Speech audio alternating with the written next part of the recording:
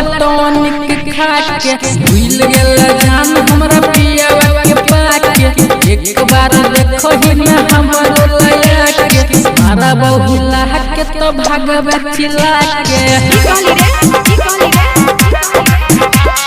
छिए देसी छौरा दरभंगा जिला के गेलही मुंडाई तू ससुर में जाके सहिया के लब वाला टॉनिक खा के भूल गेला जान हमरा पियावा के पाके। एक बार देखो ही ना हमरो लया के मारा बहुला के तो भागवे चिल्ला के।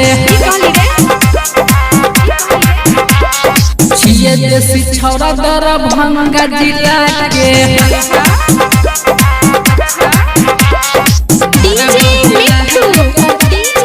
राजा पटसोनी।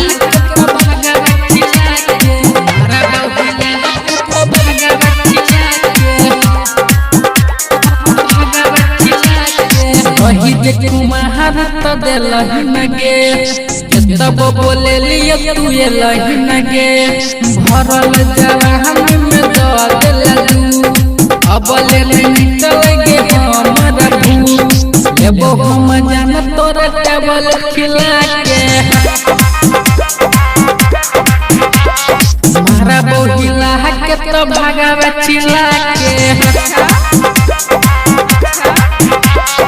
गेलही मुंडाई तू ससुर में जाके सहिया के लब वाला टॉनिक खा के भूल गेला जान हमरा पियावा के पाके। एक बार देखो ही ना हमरो लया के मारा बहुला के तो भागवे चिल्ला के।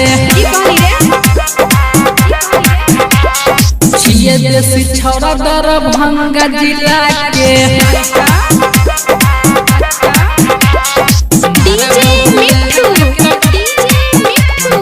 राजा पटसोनी।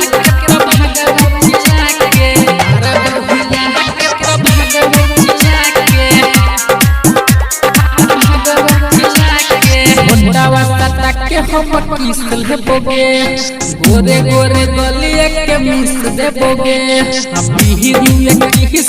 छोड़ गे नहीं बस दुनू जोड़ गे मारा बहुला के तो भागवे चिल्ला के।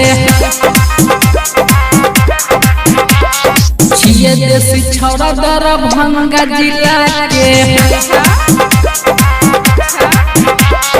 गेलही मुंडाई तू ससुर में जाके सहिया के लब वाला टॉनिक खा के भूल गेला जान हमरा पियावा के पाके। एक बार देखो ही ना हमरो लया के मारा बहुला के तो भागवे चिल्ला के।